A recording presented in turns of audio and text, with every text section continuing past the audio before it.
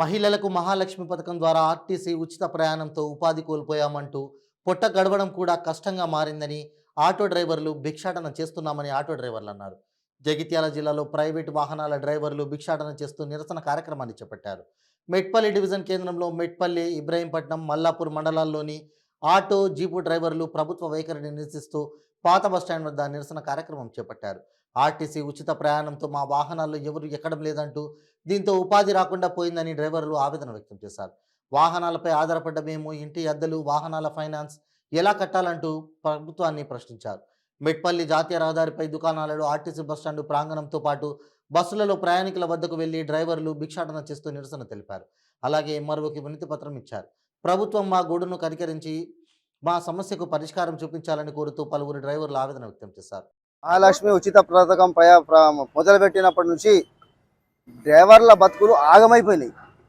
డ్రైవర్లు ఒక్కొక్క డ్రైవరు ఇప్పుడు బతకాలంటే పరిస్థితి ఘోరమైన పరిస్థితి ఏర్పడింది. వాళ్ళ ఇంట్లో పిల్లలు బిల్లబిల్ల చూస్తున్నారు. ఇంతకుముందు మేము ఇంటికి పోతే పిల్లలు మా ఎదురుగా చూస్తారు, నాన్న వస్తుండు ఏమైనా తీసుకొస్తాడు కావచ్చని.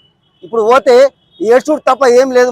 మేమే మా పిల్లలను ముఖము కింద వేసుకొని పోతున్నాం, పక్కకు జరుగుతున్నాం నాని అంటే. ఇట్లా పరిస్థితి అయిందంటే ఇవాళ ఒక రూపాయి ఇంట్లో పిల్లలను సాదుకొని ఏమైనా తీసుకుపోదామంటే కూడా పరిస్థితి లేదు. జీవితాలు ఆగమైపోయినాయి, రోడ్ల మీద పడిపోయినాయి. భిక్షాటన చేసుకుంటున్నాం. ఇవాళ మా పరిస్థితిని ఎవరు అర్థం చేసుకుంటారు? మా పరిస్థితి, మా ఘోరం ఎవరైనా చెప్పుకోవాలి. మేము ఇవాళ అంటే మా డ్రైవర్లు ఎవరు కూడా పట్టించుకోవడానికి ముందుకు ఎవరు వస్తలేరు. ఈ వ్యవస్థ ఎట్లున్నాయి ఇప్పుడు?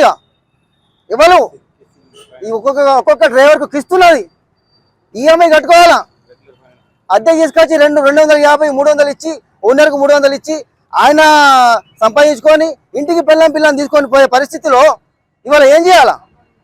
మా బాధ, మా గోడు ఎవరికి చెప్పుకోవాలండి? మేము చెప్పాలా? ప్రభుత్వం దీనికి సమాధానం చెప్పాలా? దీనికి ఉచిత బస్సు ప్రయాణం పెట్టిన తర్వాత మా బతుకులు చెప్పలేని పరిస్థితికి దారి తీసినాయి.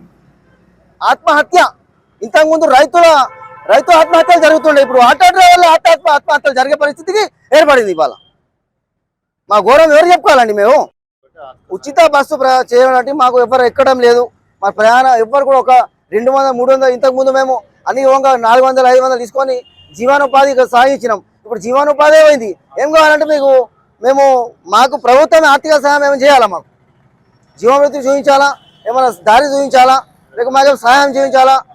నెలకు 10, 15 వేలు మాకు ఏమైనా దారి చూపించాలా ప్రభుత్వం? ఈ మహాలక్ష్మి పథకం చాలా నుంచి దాదాపు అంటే 27, 28 రోజులు కావస్తుంది. మా బతుకులు రోడ్ మీద పడ్డాయి. భిక్షం అడుకునే స్టేజ్కి మాది దిగజారిపోయింది. మాకు ఎలాంటి సదుపాయం మాకు ఎవరు కూడా ఎక్కలేరు. మా తొరల కాన్స్టిట్యున్సీ, మా 4-5 మండలాల తరఫున మేము ఈరోజు భిక్షాటన చేస్తున్నాం. ఏంటంటే మాకు పూట గడవడం కూడా చాలా కష్టం ఉంది. ఒక 200 కూడా మాకు వస్తలే. ఇంటికి పోయి 1 కిలో చక్కెర ఉండవాలన్నా అని మేము ఎంటి పోయిన పరిస్థితి వస్తుంది. పొద్దుగల నుంచి సాయంత్రం దాకా నిలబడ్డా కానీ ఎవరు ఎక్కలేరు. దయచేసి ప్రభుత్వం మమ్మల్ని ఆదుకోవాలని కోరుకుంటున్నాం.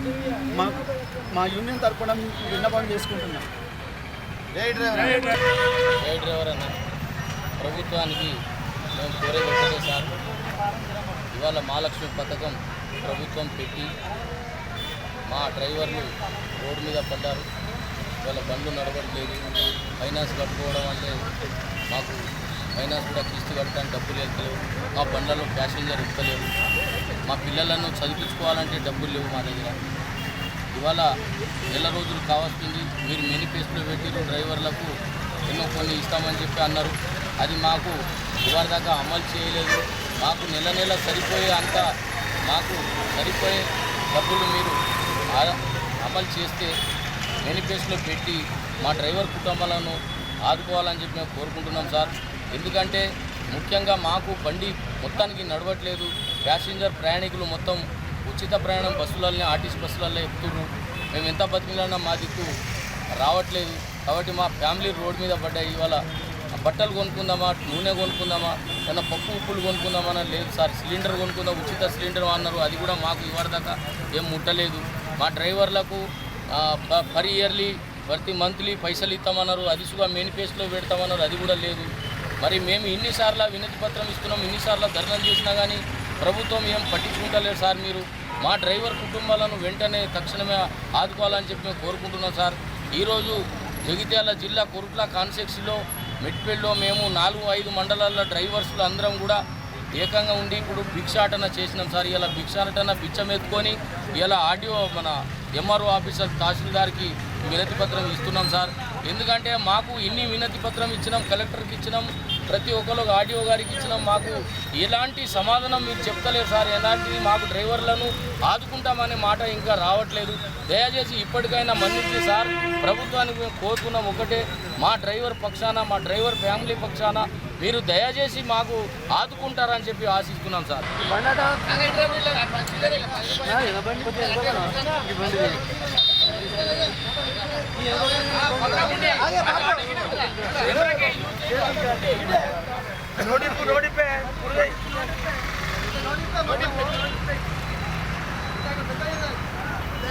ఐదు